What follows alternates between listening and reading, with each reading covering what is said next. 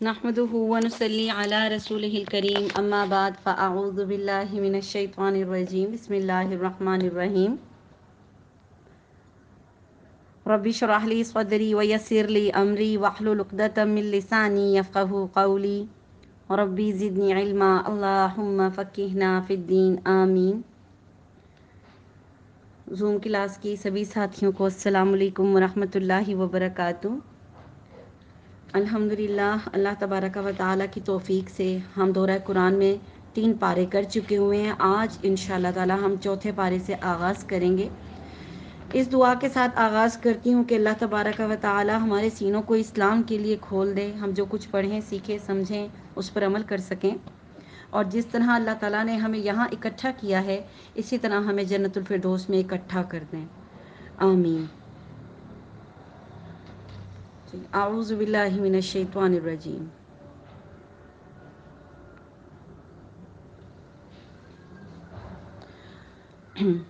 لن تنالوا البر، نہیں پہنچ سکتے تم نیکی کو، حتی یہاں تک کہ تنفقو، تم خرچ کرو، مما اس میں سے، تحبون جس سے تم محبت کرتے ہو، وما اور جو کچھ تنفقو تم خرچ کرو گے، من شیء کسی بھی چیز سے، فإن اللہ تو بے شک اللہ تعالیٰ بھی اس کو علیم خوب جانتا ہے۔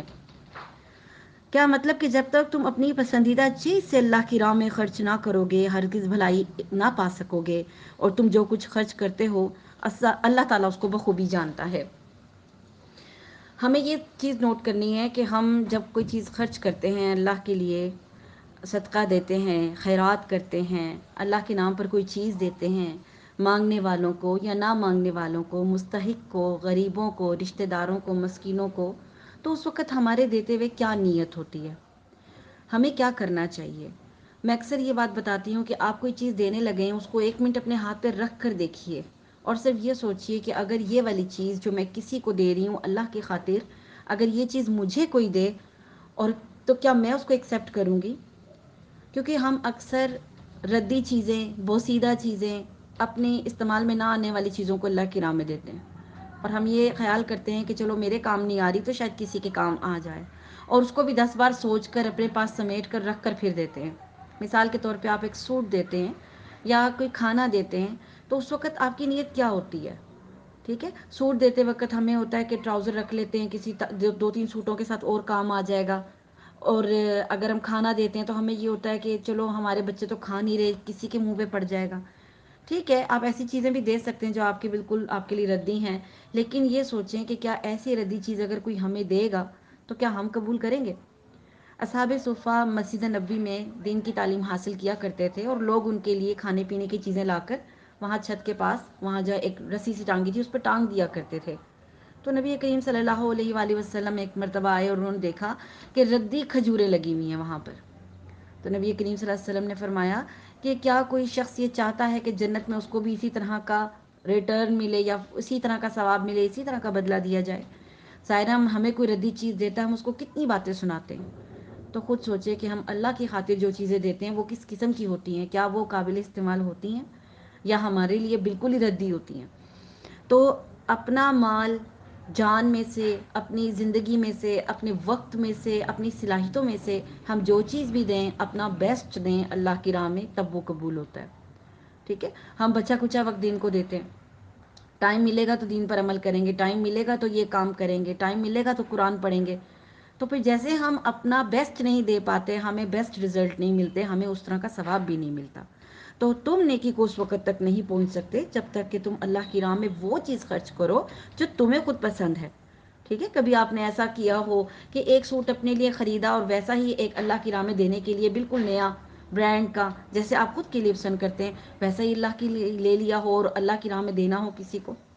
پھر دینے کے لیے سب سے پہلا کون سا معاملہ ہوتا ہے جو ہم کرتے ہیں کہ رشتہ دار کو نہیں دینا، حالانکہ اللہ تعالیٰ ہمیں قرآن پاک میں بار بار حکم دیتا ہے کہ رشتہ داروں کو دو، رشتہ داروں سے شروع کرو۔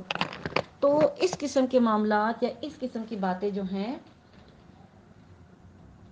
وہ ہمارے حق میں نہیں ہوتی، ہماری مخالفت میں چلی جاتی ہیں اور ہمیں اس کا ثواب نہیں مل پاتا ہے۔ تو ہمیشہ کوشش کرنی ہے کہ اللہ کی راہ میں اپنا بیسٹ دیں۔ اس کے بعد اگلی آیت ہے کہ تورات کے نزول سے پہلے یعقوب علیہ السلام نے جس چیز کو اپنے اوپر حرام کر لیا تھا اس کے سوا تمام کھانے پینے کی چیزیں بنی اسرائیل پر حلال تھیں۔ آپ کہہ دیجئے کہ اگر تم سچے ہو تو تورات لے آؤ اور پڑھ کر سناؤ۔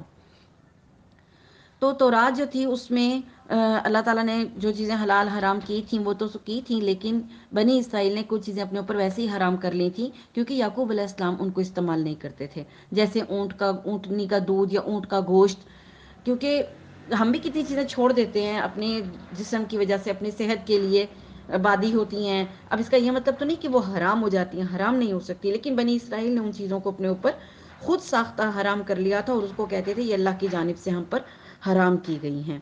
تو اللہ تعالیٰ نے اسی کا کہا کہ جاؤ تورات پڑھ کر سناؤ، تورات میں دیکھو۔ اس کے بعد بھی جو لوگ اللہ پر جھوٹ بہتان باندھیں وہی ظالم ہیں۔ کسی بھی چیز کو حلال اور حرام کرنے کا حق صرف اللہ تبارک و تعالیٰ کو ہے۔ کہہ دیجئے کہ اللہ تعالیٰ سچا ہے، تم سب ابراہیم حنیف کی ملت کے پیروی کرو جو مشرک نہ تھے۔ ٹھیک ہے، ابراہیم علیہ السلام کا جو دین تھا وہ توحید پر مبنی تھا، اور ہمیں بھی توحید پر کاربند رہنے کی ہدایت دی گئی ہے۔ اللہ تعالیٰ کا پہلا گھر جو لوگوں کے لیے مقرر کیا وہی ہے جو مکہ شریف میں ہے، اور تمام دنیا کے لیے برکت اور ہدایت والا ہے، جس میں کھلی کھلی نشانیاں ہیں۔ مقام ابراہیم ہے، اس میں جو آ جائے وہ امن والا ہو جاتا ہے۔ اللہ تعالیٰ نے ان لوگوں پر جو اس کی طرف راہ پا سکتے ہیں اس گھر کا حج فرض کر دیا ہے، اور جو کوئی کفر کرے تو اللہ تعالیٰ اس سے بلکہ تمام دنیا سے بے پرواہ ہے۔ آپ کہہ دیجئے اے اہل کتاب، تم اللہ تعالیٰ کی آیتوں کے ساتھ کفر کیوں کرتے ہو؟ جو کچھ تم کرتے ہو اللہ تعالیٰ اس پر گواہ ہے۔ ان اہل کتاب سے کہو تم اللہ کی راہ سے لوگوں کو کیوں روکتے ہو اور اس میں عیب کیوں تلاش کرتے ہو، حالانکہ تم خود اس بات کے گواہ ہو اللہ تعالیٰ تمہارے اعمال سے بے خبر نہیں ہے۔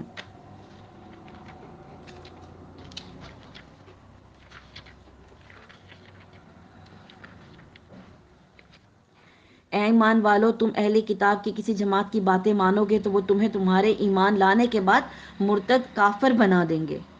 گو یہ ظاہر ہے کہ تم کیسے کفر کر سکتے ہو، باوجود یہ کہ تم پر اللہ تعالیٰ کی آیتیں پڑھی جاتی ہیں اور تم میں رسول اللہ صلی اللہ علیہ وآلہ وسلم موجود ہیں۔ جو شخص اللہ کے دین کو مضبوط تھام لے تو بلا شبہ اسے راہ راست دکھا دی گئی۔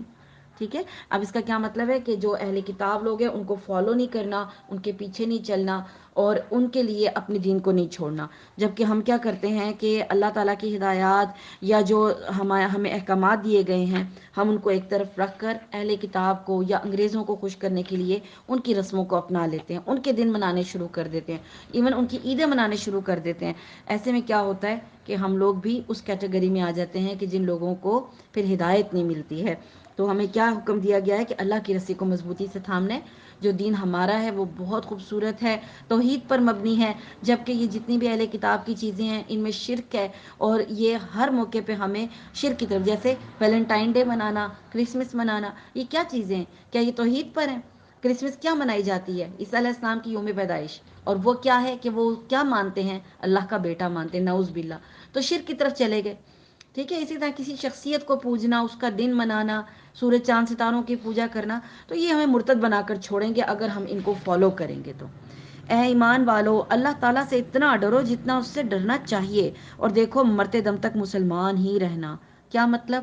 آل ٹائم مسلمان رہنا، کیونکہ کسی بھی انسان کو اپنی موت کا وقت نہیں پتا کہ اس نے کب مرنا ہے۔ تو پھر کیا مقصد ہے کہ ہر وقت ایمان پر رہنا ہے، ہر لمحے اپنا محاسبہ کرنا ہے کہ کہاں میں غلط ہوں۔ یہ نہ ہو کہ جس وقت مجھے موت آئے میں کسی غلط کام میں، کسی غلط سوچ میں، ایون سوچ بھی غلط ہوئی تو اس کا بھی حساب دینا پڑے گا۔ ہماری جو سوچیں ہوتی ہیں انہی کے مطابق ہم عمل کرتے ہیں۔ ٹھیک ہے، تو جب مریں تو ایمان پر مریں۔ یہ اسی صورت میں ہو سکتا ہے جب ہم اپنے ایمان کے اوپر فوکسڈ ہوں گے اور اپنے آپ کا محاسبہ کرتے رہیں گے۔ پھر اللہ تعالیٰ نے کیا حکم دیا؟ اللہ کی رسی کو سب مضبوط مل کر تھام لو اور آپس میں پھوٹ نہ ڈالو۔ ٹھیک ہے، آپس میں ایک دوسرے میں فرقہ بندیاں نہ کرو، اور اللہ تعالیٰ کی اس نعمت کو یاد کرو جب تم ایک دوسرے کے دشمن تھے تو اس نے تمہارے دلوں میں محبت الفت ڈال دی، بس تم اس کی مہربانی سے بھائی بھائی ہو گئے، اور تم آگ کے گڑھے کے کنارے پہنچ چکے تھے تو اس نے تمہیں بچایا۔ اللہ تعالیٰ اسی طرح تمہارے لیے اپنی نشانیاں بیان کرتا ہے تاکہ تم ہدایت پا جاؤ۔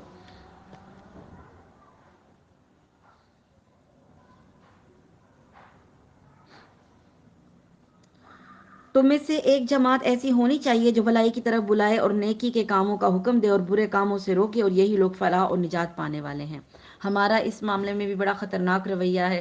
ہم کسی کو برائی سے نہیں روکتے کہ ہم کہتے ہیں ہمیں کیا پڑی ہے، وہ جو مرضی کریں. تو اس کی مثال نبی کریم صلی اللہ علیہ وسلم نے کس طرح دی ہے کہ اگر ایک سمندر کی سفر پر ایک کشتی میں لوگ سوار ہیں اور نیچے والے جو ہیں وہ نیچے کی منزل پہ رہتے ہیں، اور اس بحری جہاز کے اوپر والی منزل والے لوگوں کو پانی لینے کے لیے نیچے آنا پڑتا ہے، اور نیچے والوں کو نیچے سے پانی میسر آ جاتا ہے اور وہ پانی لینے اوپر جائیں تو وہ کشتی میں سوراخ کر دیں. اگر اوپر والی منزل میں رہنے والے لوگ ان کو نہ روکیں تو کیا ہوگا؟ کشتی میں سوراخ کرنے کی وجہ سے پانی کشتی کے اندر بھر جائے گا اور وہ سب لوگ مر جائیں گے، سب کا نقصان ہو جائے گا. ٹھیک ہے. تو اسی طرح نیکی کے کاموں کا حکم دینا اور برائی سے نہ روکنا یہ بھی ہمارے لیے ہلاکت کا سبب ہے. نبی کریم صلی اللہ علیہ وآلہ وسلم نے فرمایا جو شخص برائی کو دیکھے اس کو نہ روکے وہ گونگا شیطان ہے.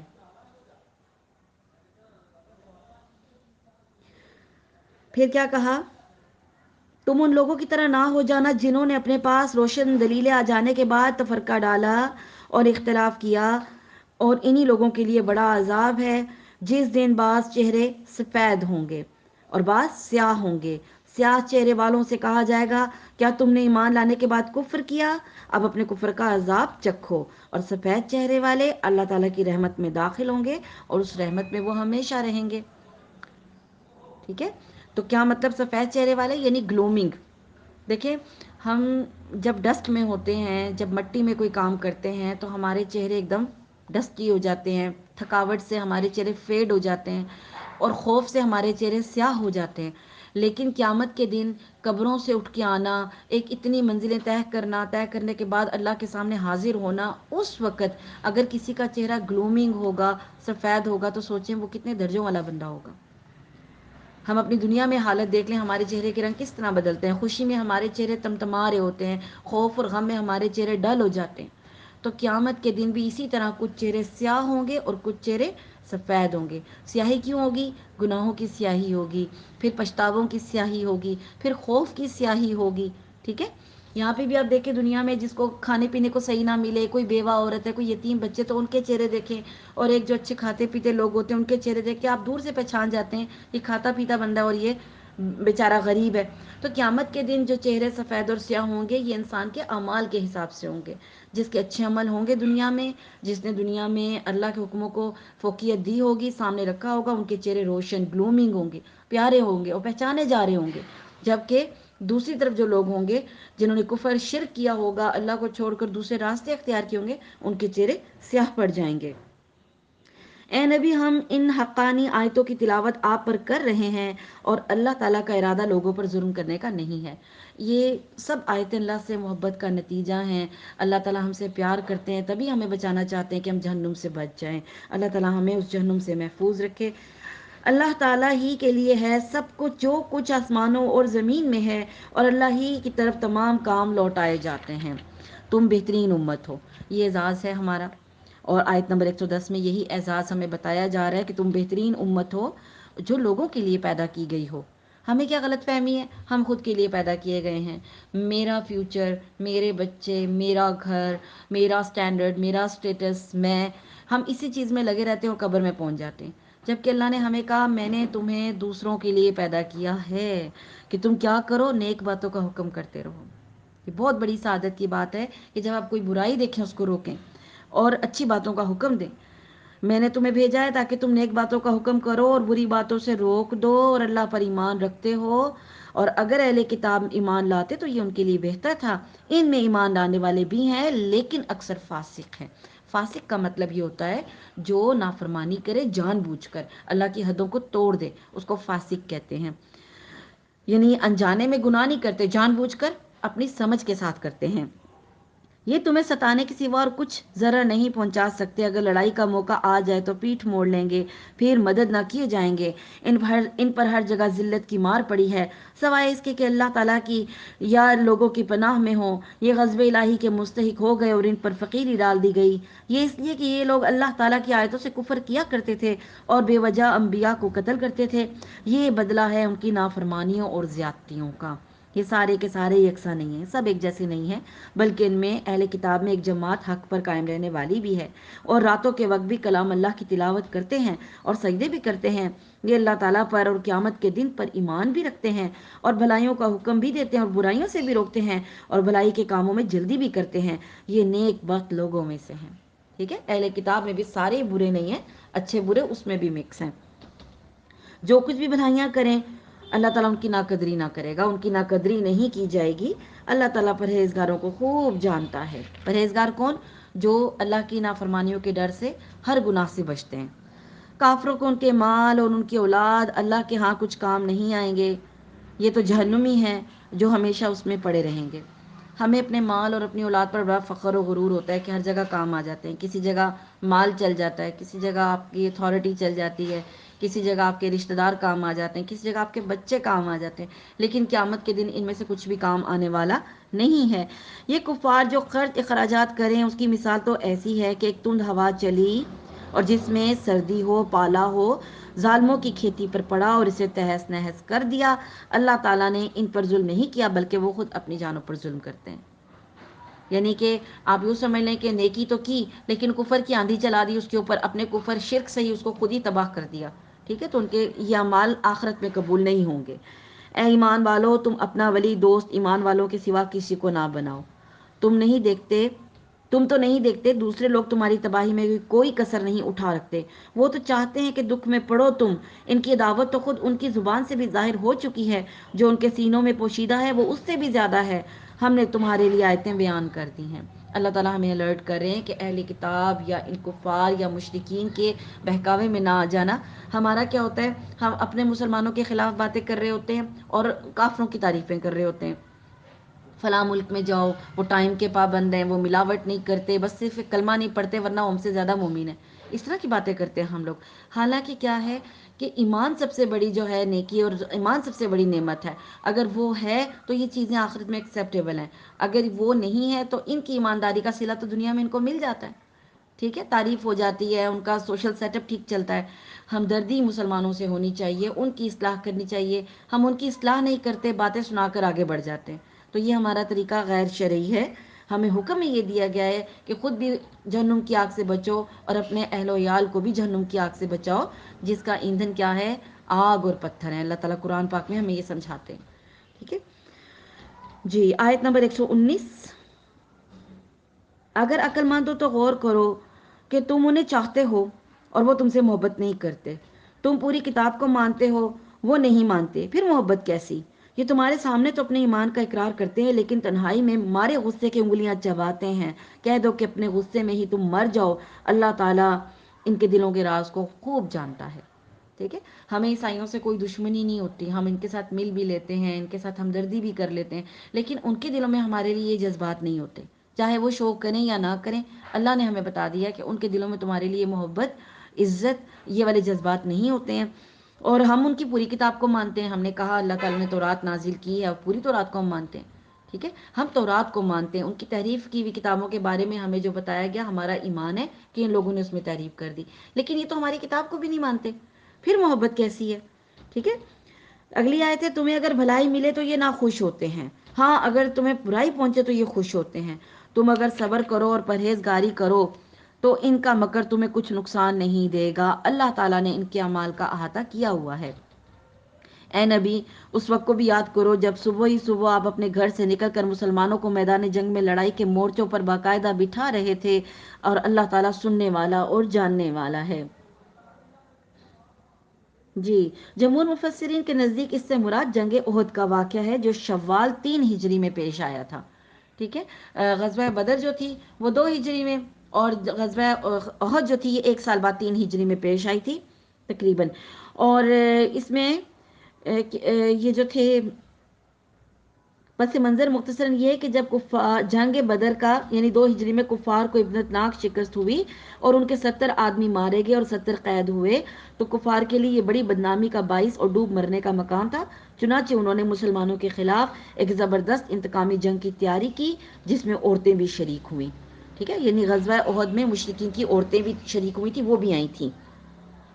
ادھر مسلمانوں کو جب اس کا علم ہوا کہ کافر 3000 کی تعداد میں احد پہاڑ کے قریب خیمہ زن ہو گئے ہیں، تو انہوں نے صحابہ سے مشورہ کیا، نبی کریم صلی اللہ علیہ وسلم نے صحابہ سے مشورہ کیا، اور مدینہ میں رہ کر لڑیں یا مدینہ سے باہر نکل کر. بعض صحابہ نے اندر رہ کر مقابلے کرنے کا مشورہ دیا، اور بعض نے کہا کہ باہر جا کر لڑنا چاہیے. اور رئیس المنافقین جو عبداللہ بن ابی تھا، اس نے بھی مدینہ کے اندر رہ کر لڑنے کا کہا تھا. لیکن بعض صحابہ جو پرجوش تھے، جنہوں نے غزوہ بدر میں حصہ نہیں لے سکے تھے، انہوں نے باہر جا کر لڑنے کی حمایت کی. تو نبی کریم صلی اللہ علیہ وسلم اپنے حجرے میں گئے، زرہ پہنی، جنگی لباس پہنا اور واپس آئے. تو دوسری رائے رکھنے والوں کو تھوڑی سی ندامت ہوئی، تو انہوں نے کہا کہ شاید ہم نے نبی کریم صلی اللہ علیہ وسلم کو آپ کی خواہش کے برعکس باہر نکلنے پر مجبور کر کے ٹھیک نہیں کیا. چنانچہ انہوں نے کہا، اے اللہ کے رسول، اگر آپ اندر رہ کر مقابلہ کرنا پسند فرمائیں تو اندر ہی رہیں. آپ صلی اللہ علیہ وسلم نے فرمایا کہ لباس سے جنگ پہن لینے کے بعد کسی نبی کے لائق نہیں ہے کہ وہ اللہ کے فیصلے کے بغیر واپس ہو یا اس جنگی لباس کو اتار دے. چنانچہ مسلمان 1000 کی تعداد میں روانہ ہو گئے، مگر صبح دم جب مقام شہود پر پہنچے تو عبداللہ بن ابی اپنے 300 ساتھیوں سمیت یہ کہہ کر واپس آ گیا کہ اس کی رائے نہیں مانی گئی. خام خواہ جان دینے کا کیا فائدہ. اس فیصلے سے وقتی طور پر بعض مسلمان بھی متاثر ہوئے اور انہوں نے بھی اپنی کمزوری کا اظہار کیا تھا. یہ کچھ تھوڑا سا پس منظر ہے غزوہ احد کا اور غزوہ بدر کے تھوڑے سے حالات. جب تمہاری دو جماعتیں پست ہمتی کا ارادہ کر چکی تھیں، اللہ تعالیٰ ان کا ولی اور مددگار ہے، اور اسی کی پاک ذات پر مومنوں کو بھروسہ رکھنا چاہیے. جنگ بدر میں اللہ تعالیٰ نے عین اس وقت تمہاری مدد فرمائی تھی جب کہ تم نہایت گری ہوئی حالت میں تھے. اس لیے اللہ ہی سے ڈرو، کسی اور سے نہ ڈرو، تاکہ تم شکر گزاری کی تمہیں توفیق دی جائے، اور یہ شکر گزاری باعث نصرت اور امداد ہو. جب آپ مومنوں کو تسلی دے رہے تھے، کیا آسمان سے 3000 فرشتے اتار کر اللہ تعالیٰ کا تمہاری مدد کرنا تمہیں کافی نہ ہوگا؟ کیوں نہیں، بلکہ اگر تم صبر کرو، پرہیزگاری کرو، یہ لوگ اسی دم تمہارے پاس آ جائیں تو تمہارا رب تمہاری امداد 5000 فرشتوں سے کرے گا جو نشاندار ہوں گے، یعنی پہچان کے لیے ان کی مخصوص علامت بھی ہوگی. ٹھیک ہے، اور یہ تو محض تمہارے دل کی خاموشی اور اطمینان قلب کے لیے ہے، ورنہ مدد تو اللہ ہی کی طرف سے ہے جو غالب اور حکمت والا ہے. یعنی فرشتوں کا نزول مسلمانوں کی اطمینان کے لیے تھا، ورنہ در حقیقت اللہ تعالیٰ کو کسی لشکر کی ضرورت نہیں ہے. وہ تو ایک کام کو کن کہتا ہے اور وہ کام ہو جاتا ہے.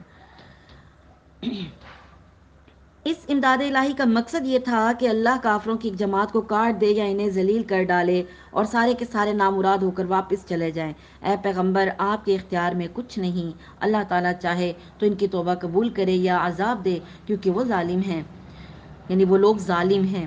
آسمانوں اور زمین میں جو کچھ ہے سب اللہ ہی کا ہے. وہ جسے چاہے بخشے، جسے چاہے عذاب کرے. اللہ تعالیٰ بخشش کرنے والا مہربان ہے. اس کے بعد کیا حکم دیا جا رہا ہے آیت نمبر 130 میں؟ اے ایمان والو، بڑھا چڑھا کر سود نہ کھاؤ اور اللہ تعالیٰ سے ڈرو تاکہ تمہیں نجات ملے، اور اس آگ سے ڈرو جو کافروں کے لیے تیار کی گئی ہے، اور اللہ تعالیٰ اور اس کے رسول کی فرما برداری کرو تاکہ تم پر رحم کیا جائے، اور اپنے رب کی بخشش کی طرف اور اس جنت کی طرف دوڑو جس کا عرض آسمانوں اور زمین کے برابر ہے، جو پرہیزگاروں کے لیے تیار کی گئی ہے. ٹھیک ہے، آپ کسی کپڑے کو جب ناپتے ہیں تو ایک اس کا طول ہوتا ہے اور ایک عرض ہوتا ہے، اور ہمیشہ طول جو ہوتا ہے وہ لمبا ہوتا ہے اور عرض جو ہے طول سے چھوٹا ہوتا ہے. تو اللہ تعالیٰ جنت کا صرف عرض بتا رہے ہیں کہ زمین اور آسمانوں جتنا ہے، اس کا طول کتنا ہے یہ کسی کو بھی نہیں پتا. اللہ نے نہیں بتایا ہمیں کہ کتنا ہے اس کا، صرف عرض بتایا کہ اس کا عرض زمین آسمان جتنا ہے. تو سوچیں اس کا طول کتنا ہوگا، کتنی بڑی وہ جنت ہوگی، جو کس کے لیے تیار کی گئی ہے؟ پرہیزگاروں کے لیے، جو لوگ آسانی میں اور سختی کے موقع پر بھی اللہ کے راستے میں خرچ کرتے ہیں، غصہ پینے والے ہیں اور لوگوں سے درگزر کرنے والے ہیں. اللہ تعالیٰ ان نیک کاروں سے محبت کرتا ہے. ٹھیک ہے، اب اللہ تعالیٰ نے ان لوگوں کا ذکر کیا جن سے اللہ پیار کرتے ہیں. وہ کون ہے؟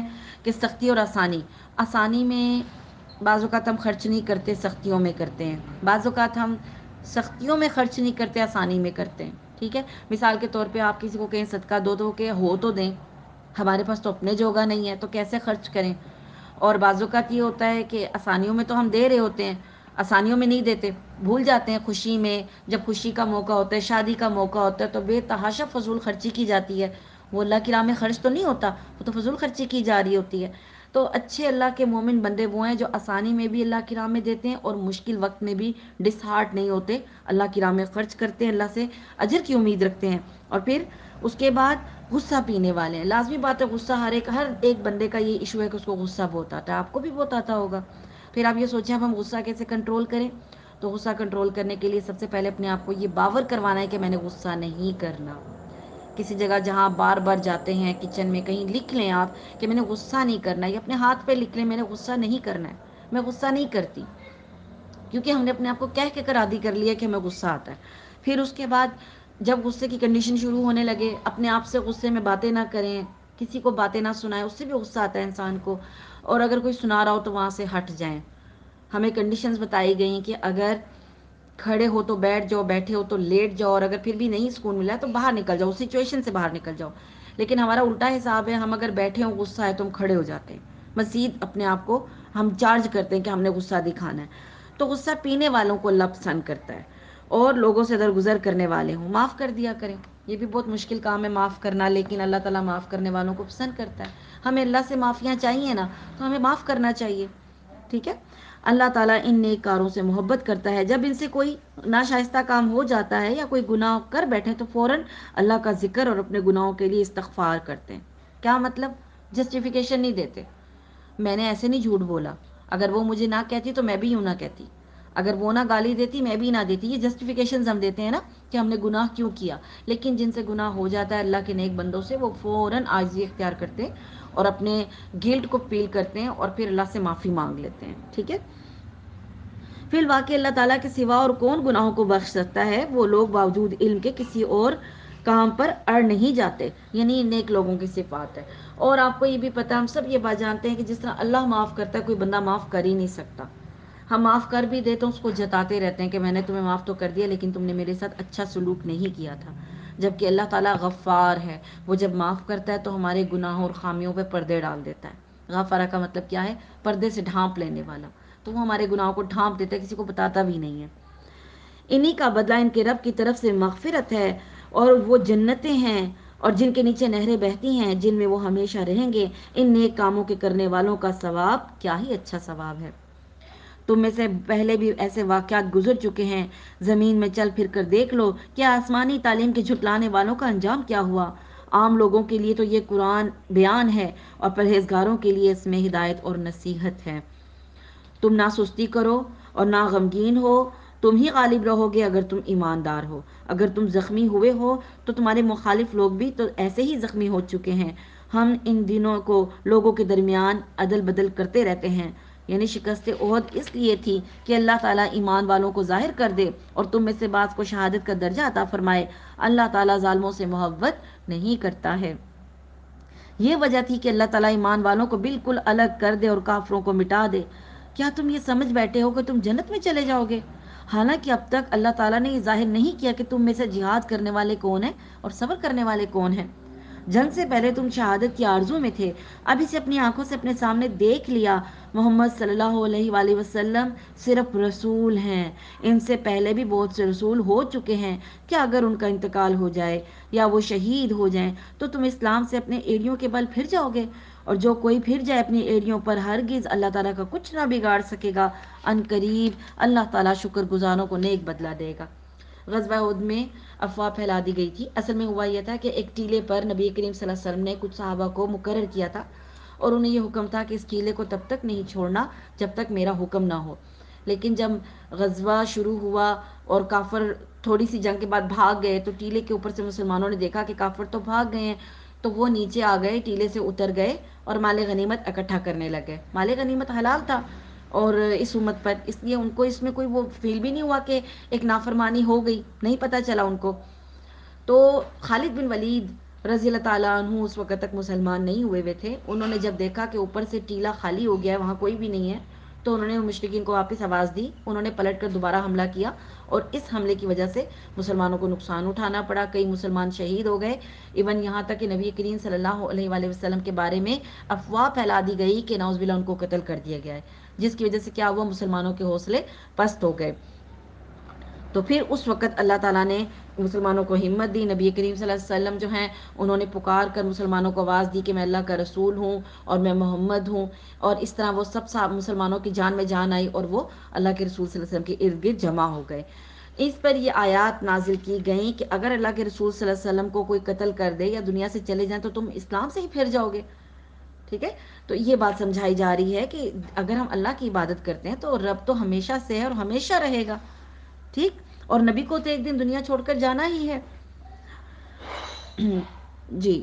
اس کے بعد آیت نمبر 145. بغیر اللہ تعالیٰ کے حکم کے کوئی جاندار نہیں مر سکتا. مقرر شدہ وقت لکھا ہوا ہے. دنیا کی چاہت کرنے والوں کو ہم کچھ دنیا دے دیتے ہیں لیکن آخرت کا ثواب چاہنے والوں کو ہم وہ بھی دیں گے. یعنی دنیا بھی مل جائے گی ان کی جو مقدر میں اور آخرت بھی ملے گی. اور احسان ماننے والوں کو ہم بہت جلد نیک بدلہ دیتے ہیں. بہت سے نبیوں کے ہم رکاب ہو کر بہت سے اللہ والے جہاد کر چکے ہیں. انہیں بھی اللہ کی راہ میں تکلیفیں پہنچی لیکن نہ تو انہوں نے ہمت ہاری نہ سست رہے اور نہ دبے. اور اللہ صبر کرنے والوں کو ہی اجر دیتا ہے. انہیں کو چاہتا ہے اللہ تعالیٰ. یعنی اللہ تعالیٰ صبر کرنے والوں سے محبت کرتا ہے. وہ یہی کہتے رہے اے پروردگار ہمارے گناہوں کو بخش دے اور ہم سے ہمارے کاموں میں جو بے جا زیادتی ہوئی ہے اسے بھی معاف فرما اور ہمیں ثابت قدمی عطا فرما. ہمیں کافروں کی قوم پر مدد دے. اللہ تعالیٰ نے انہیں دنیا کا ثواب بھی دیا اور آخرت کے ثواب کی خوبی بھی عطا فرمائی. اللہ تعالیٰ نیک لوگوں سے محبت کرتا ہے. اے ایمان والو اگر تم کافروں کی باتیں مانو گے تو وہ تمہیں تمہاری ایڑیوں کے بل پلٹا دیں گے. یعنی تمہیں مرتد بنا دیں گے اور پھر تم کیا ہوگے نامراد ہو جاؤ گے خسارے میں پڑ جاؤ گے. بلکہ اللہ ہی تمہارا مولا ہے وہی بہترین مددگار ہے. ہم ان قریب کافروں کے دلوں میں روب ڈال دیں گے اس وجہ سے کہ اللہ کے ساتھ ان چیزوں کو شریک کرتے ہیں جس کی کوئی دلیل اللہ نے نہیں اتاری. ان کا ٹھکانہ جہنم ہے اور ان ظالموں کی بری جگہ ہے. اللہ تعالیٰ نے تم سے اپنا وعدہ سچا کر دکھایا جبکہ تم اس کے حکم سے انہیں کاٹ رہے تھے یہاں تک کہ جب تم نے پست ہمتی اختیار کی اور کام میں جھگڑنے لگے اور نافرمانی کی اس کے بعد کہ اس نے تمہاری چاہت کی چیز تمہیں دکھا دی. تم میں سے بعض دنیا چاہنے والے تھے اور بعض کا ارادہ آخرت کا تھا تو پھر اس نے تمہیں ان سے پھیر دیا تاکہ تم کو آزمائے اور یقیناً اس لیے تمہاری لغزش سے درگزر فرما دیا. اور ایمان والوں پر اللہ تعالیٰ بڑے فضل والا ہے. غلطی کیا ہوئی تھی؟ نبی کریم صلی اللہ علیہ وسلم کی نافرمانی کر دی تھی ٹیلا چھوڑ کے. اس کے باوجود ہمیں یہ حق نہیں ہے کہ اب ان کے بارے میں ہم برا بھلا بولیں. صحابہ کرام کو اللہ تعالیٰ نے معاف کر دیا تھا جن سے یہ غلطی ہوئی تھی. ٹھیک ہے. اور نبی کریم صلی اللہ علیہ وسلم سے بھی کہا تھا کہ ان کو معاف کر دیں. جبکہ تم چڑھے چلے جا رہے تھے اور کسی کی طرف توجہ تک نہیں کرتے تھے اور اللہ کے رسول تمہیں پیچھے سے آوازیں دے رہے تھے بس تمہیں غم پر غم پہنچا تاکہ تم فوت شدہ چیزوں پر غمگین نہ ہو اور نہ پہنچنے والی تکلیف پر اداس ہو. اللہ تعالیٰ تمہارے تمام اعمال سے خبردار ہے. نبی کریم صلی اللہ علیہ وسلم اپنے چند ساتھیوں سمیت پیچھے رہ گئے. یہ مسلمان آگے چلے گئے تھے تو وہ مسلمانوں کو پکارتے رہے الیہ عباد اللہ الیہ عباد اللہ بندو میری طرف لوٹ کر آؤ. اللہ کے بندو میری طرف لوٹ کر آؤ. ٹھیک ہے. لیکن سراسیمگی کے عالم میں یہ پکار کون سنتا. ٹھیک ہے. اللہ کے رسول ان کو پکار پکار کر بلا رہے تھے. پھر اس نے اسلام کے بعد تم پر امن نازل فرمایا اور تم میں سے ایک جماعت کو امن کی نیند آنے لگی. یعنی عین میدان جنگ میں دشمن کو سامنے پا کر بھی نیند آ جانا یہ اللہ کی بہت بڑی نعمت ہے. آپ کو شدید ٹینشن میں نیند آ جائے. ٹھیک ہے. ورنہ نیند کا تو یہ عالم ہے کہ جتنی مرضی آپ نیند کی گولیاں کھا لیں آپ کو نیند نہیں آتی. جتنی ٹینشن کی آپ بلندی پہ ہوتے ہیں اتنی آپ کی نیند اڑ جاتی ہے اور جتنے مرضی آپ علاج کروا لیں سکون نہیں ملتا. لیکن عین جنگ کے وقت دشمن سامنے جنگ ہو رہی ہے اور غنودگی آ جانا ٹھیک ہے یہ ایک طرح سے اللہ کی طرف سے ایک نعمت تھی ان کے لیے. ہاں کچھ وہ لوگ بھی تھے کہ انہیں اپنی جانوں کی پڑی ہوئی تھی. وہ اللہ تعالیٰ کے ساتھ ناحق جہالت بھری بدگمانیاں کر رہے تھے اور کہتے تھے کہ ہمیں بھی کس چیز کا اختیار ہے. آپ کہہ دیجئے کہ کام کل کا کل اللہ ہی کے اختیار میں ہے. یہ لوگ اپنے دلوں کے بھید آپ کو نہیں بتاتے. کہتے ہیں کہ اگر ہمیں کچھ بھی اختیار ہوتا تو ہم یہاں قتل نہ کیے جاتے. ٹھیک ہے. جیسے ہم اپنی پریشانیوں آزمائشوں میں کہتے ہیں اگر کسی کا ایکسیڈنٹ ہو جاتا ہے تو ہم کہتے ہیں نہ ہی نکلتا گھر سے. تو یہ جہاد کے لیے چلے تو گئے تو پھر انہوں نے کیا باتیں کی کہ اگر نہ جہاد میں آتے نہ شہید ہوتے یہاں پہ ہمارے ساتھی نہ مارے جاتے. اس طرح کی باتیں کرنا بھی ظاہر ہے کہ کفر ہے غلط ہے. تو اللہ تعالیٰ نے اس کا جواب دیا کہ آپ کہہ دیجئے کہ وہ تم اپنے گھروں میں بھی ہوتے پھر بھی جن کی قسمت میں قتل ہونا تھا وہ تو خود مقتل کی طرف چل کھڑے ہوتے. ٹھیک ہے. جیسے آپ کہتے ہیں کہ موت اس کو وہاں کھینچ کر لے گئی دیکھو اچھا بلا بیٹھا ہوا تھا اور دیکھو اس کا موت کا وقت وہاں لکھا تھا تو کیسے خود اٹھ کر وہاں پہنچ گیا. ایسے ہی ہوتا ہے جب انسان کی قسمت میں قتل ہونا یا فوتگی لکھی ہوتی ہے وہ اس جگہ پر پہنچ جاتا ہے جو اس کی مقرر جگہ ہوتی ہے. اللہ تعالیٰ کو تمہارے سینوں کے اندر کی چیز کا آزمانا اور جو کچھ تمہارے دلوں میں ہے اس کو پاک کرنا تھا. اللہ تعالیٰ سینوں کے بھید سینوں کے راز سے آگاہ ہے. تم میں سے جن لوگوں نے اس دن پیٹ دکھائی جس دن دونوں جماعتوں کی مٹبھیڑ ہوئی یعنی آمنے سامنے ہوئے یہ لوگ اپنے بعض کرتوتوں کے باعث شیطان کے پھسلانے میں آ گئے لیکن یقین جانو اللہ تعالیٰ نے انہیں معاف کر دیا. اللہ تعالیٰ بہت بخشنے والا اور تحمل والا ہے. اے ایمان والو تم ان لوگوں کی طرح نہ ہو جانا جنہوں نے کفر کیا اور اپنے بھائیوں کے حق میں جبکہ وہ سفر میں ہو یا جہاد میں ہو کہا کہ اگر یہ ہمارے پاس ہوتے تو نہ مرتے اور نہ مارے جاتے.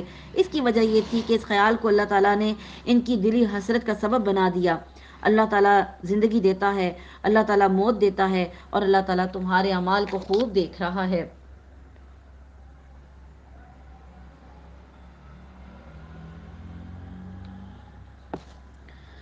قسم ہے اگر اللہ تعالیٰ کی راہ میں شہید کیے جاؤ یا اپنی موت مرو تو بے شک اللہ تعالیٰ کی بخشش اور رحمت اس سے بہتر ہے جسے یہ لوگ جمع کر رہے ہیں.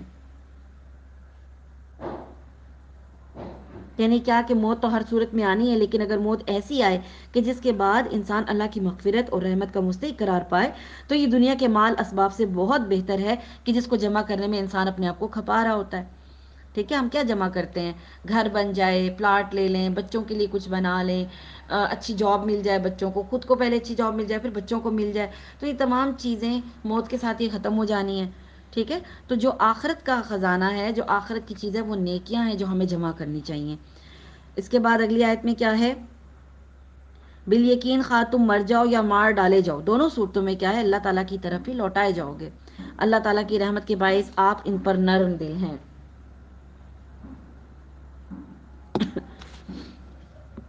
اور اگر آپ بد زبان اور سخت دل ہوتے تو یہ سب آپ کے پاس سے چھٹ جاتے.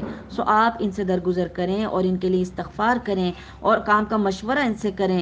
پھر جب آپ کا پختہ ارادہ ہو جائے تو اللہ تعالیٰ پر بھروسہ کریں. ٹھیک ہے یعنی صحابہ کرام کے بارے میں کہ ان سے غلطی ہوئی اس کے باوجود ان سے اگنور ان کو کریں ان کو معاف کر دیں اور غلطیاں ہیں کیونکہ انسان ہے انسان سے غلطی ہو سکتی ہے اور نرمی کا حکم دیا گیا. ٹھیک ہے ہم سمجھتے ہیں کہ اگر ہم حق پہ ہیں تو ہم ڈٹ کر بولیں اور اگلے کو ڈنکے کی چوٹ پہ بولیں. تبلیغ کے بھی کچھ طریقے کچھ اصول ہیں جس میں نرمی پہلا اصول ہے. نبی کریم صلی اللہ علیہ وآلہ وسلم جب کسی کو سمجھاتے تھے تو بہت نرمی کا رویہ اختیار کرتے تھے اور سختی سے تو کبھی کوئی نہیں سمجھ پاتا نرمی سے محبت سے تو پھر ہم سمجھ جاتے ہیں. ٹھیک ہے بے شک اللہ تعالیٰ توکل کرنے والوں سے محبت کرتا ہے. اگر اللہ تعالیٰ تمہاری مدد کرے تم پر کوئی غالب نہیں آ سکتا اور اگر وہ تم کو چھوڑ دے تو اس کے بعد کون ہے جو تمہاری مدد کرے. ایمان والوں کو اللہ تعالیٰ ہی پر بھروسہ رکھنا چاہیے. ناممکن ہے کہ نبی سے خیانت ہو جائے. ہر خیانت کرنے والا خیانت کو لیے ہوئے قیامت کے دن ضرور حاضر ہوگا. پھر ہر شخص اپنے اعمال کا پورا پورا بدلہ دیا جائے گا اور وہ ظلم نہیں کیے جائیں گے.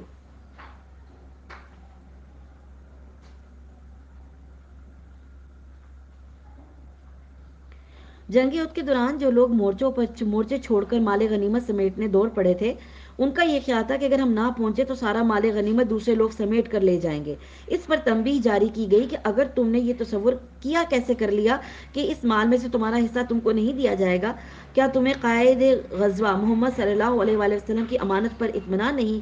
یاد رکھو کہ ایک پیغمبر سے کسی قسم کی خیانت کا صدور ممکن ہی نہیں ہے کیونکہ خیانت نبوت کے منافی ہے. اگر نبی ہی خائن ہو جائے تو پھر اس کی نبوت پر یقین کیوں کر کیا جا سکتا ہے. خیانت بہت بڑا گناہ ہے. احادیث میں اس کی سخت مذمت آئی ہے. جی اس کے بعد کیا بس وہ شخص جو اللہ تعالیٰ کی خوشنودی کے در پہ ہے اس شخص جیسا ہو سکتا ہے جو اللہ تعالیٰ کی ناراضگی لے کر لوٹتا ہے اور جس کی جگہ جہنم ہے اور جو بدترین جگہ ہے. اللہ تعالیٰ کے پاس ان کے لیے الگ الگ درجے ہیں اور ان کے تمام اعمال کو اللہ تعالیٰ بخوبی دیکھ رہا ہے. بے شک مسلمانوں پر اللہ تعالیٰ کا بڑا احسان ہے کہ انہی میں سے ایک رسول ان میں بھیجا جو انہیں ان کی آیتیں پڑھ کر سناتا ہے اور انہیں پاک کرتا ہے اور انہیں کتاب و حکمت سکھاتا ہے. یقیناً یہ سب اس سے پہلے کھلی گمراہی میں تھے. کیا بات ہے کہ جب تمہیں ایک ایسی تکلیف پہنچی کہ تم اس جیسی دو چند پہنچا چکے تو یہ کہنے لگے یہ کہاں سے آ گئی. آپ کہہ دیجئے کہ یہ خود تمہاری طرف سے ہے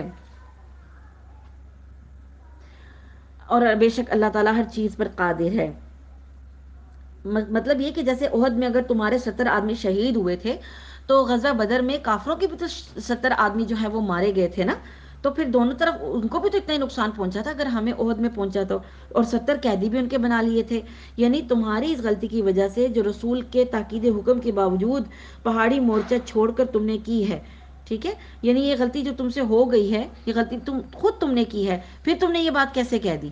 ٹھیک، تمہیں جو کچھ اس دن فائدہ پہنچا، جس دن دو جماعتوں میں مٹ بھیڑ ہوئی، مقابلہ ہوا، وہ سب اللہ کے حکم سے تھا، اور اس لیے کہ اللہ تعالیٰ ایمان والوں کو ظاہری طور پر جان لے اور منافقوں کو بھی معلوم کر لے، جن سے کہا گیا کہ آؤ اللہ کی راہ میں جہاد کرو یا کافروں کو ہٹاؤ، تو وہ کہنے لگے کہ ہم لڑائی جانتے ہوتے تو ضرور ساتھ دیتے۔ لڑائی جاننے کا مطلب یہ ہے کہ اگر واقعی آپ لوگ لڑائی لڑنے چل رہے ہوتے تو ہم بھی ساتھ دیتے، مگر آپ تو لڑائی کے بجائے اپنے آپ کو تباہی کے دہانے پر جھونکنے جا رہے ہیں، ایسے غلط کام میں ہم آپ کا ساتھ کیوں دیں گے؟ یہ عبداللہ بن ابی اور اس کے ساتھیوں نے کہا، اس لیے کہ ان کی بات نہیں مانی گئی تھی، اور اس وقت کہا کہ جب وہ مقام شوط پر پہنچ کر واپس ہو رہے تھے، عبداللہ بن حرام انصاری انہیں سمجھا بجھا کر شریک جنگ کرنے کی کوشش کر رہے تھے، لیکن وہ نہیں مانے اور وہ سب چلے گئے تھے، ٹھیک ہے جی۔ وہ اس دن بنسبت ایمان کے کفر سے زیادہ قریب تھے، اپنے منہ سے وہ باتیں بناتے ہیں جو ان کے دلوں میں نہیں، اللہ تعالیٰ خوب جانتا ہے جسے وہ چھپاتے ہیں۔ یہ وہ لوگ ہیں جو خود بھی بیٹھے رہے اور اپنے بھائیوں کی بابت کہا کہ اگر وہ بھی ہماری بات مان لیتے تو قتل نہ ہوتے، کہہ دیجئے اگر تم سچے ہو تو اپنی جانوں سے اپنی موت کو ہٹا کر دکھاؤ۔ ظاہر ہے اگر ایک بندہ میدان جنگ میں شہید ہو رہا ہے تو کیا گھر میں نہیں مرتا؟ گھر میں بھی تو مر جاتا ہے نا۔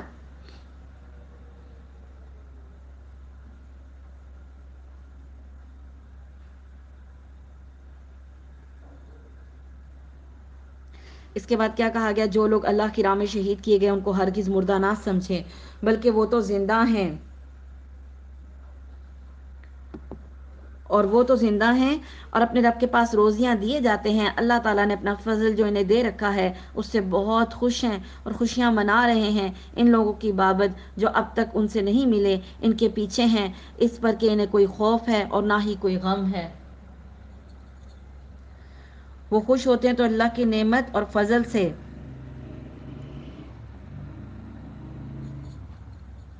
اور اس سے بھی کہ اللہ تعالیٰ ایمان والوں کے اجر کو برباد نہیں کرتا۔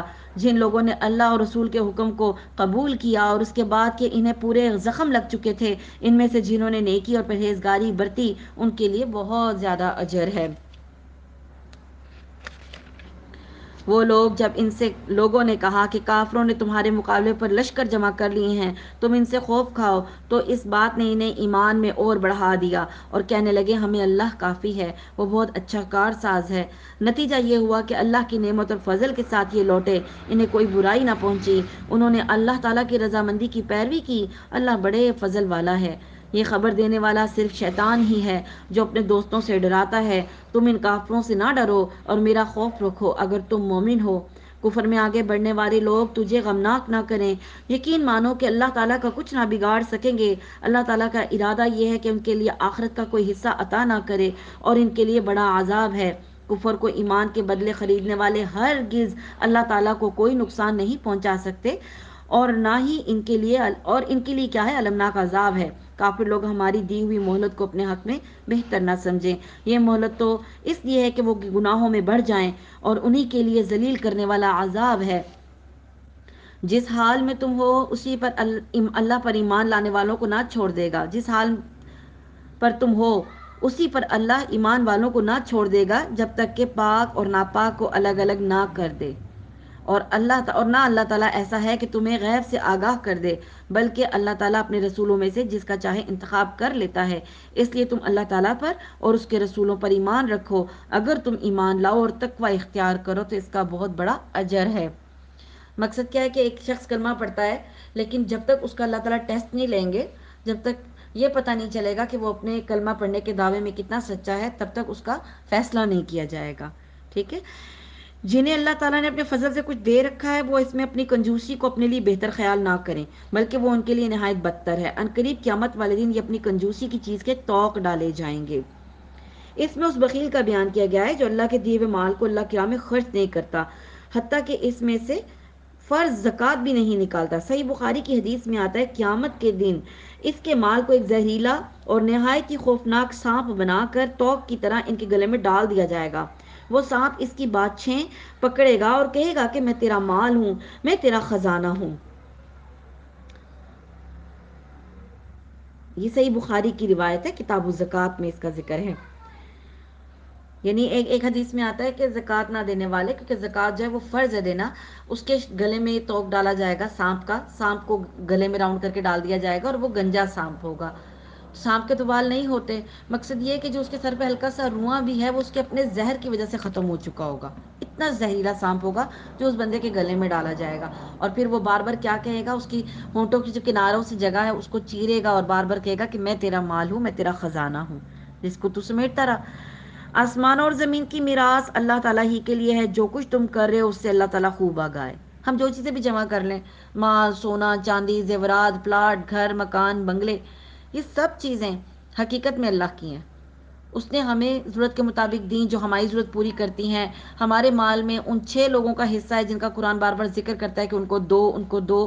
تو اگر ہم نہیں دیتے ہیں تو حقیقت میں ان 6 طرح کے لوگوں کا حصہ خود کھانے کی کوشش کرتے ہیں، اور جس کے نتیجے میں کیا ہوتا ہے، ہمیں طرح طرح کی مشکلات، بیماریوں کا اور مقدموں کا سامنا کرنا پڑتا ہے۔ یہ بات ہمیں سمجھ میں نہیں آتی ہے کہ ہم حقیقت میں وہ پیسے بچاتے نہیں ہیں، بلکہ اپنے لیے ہلاکت خریدتے ہیں۔ ٹھیک ہے، تو اگر اللہ تعالیٰ نے اپنا فضل دے رکھا ہے، کچھ مال دولت ہے، تو پھر اس میں سب لوگوں کا خیال رکھنا ضروری ہے۔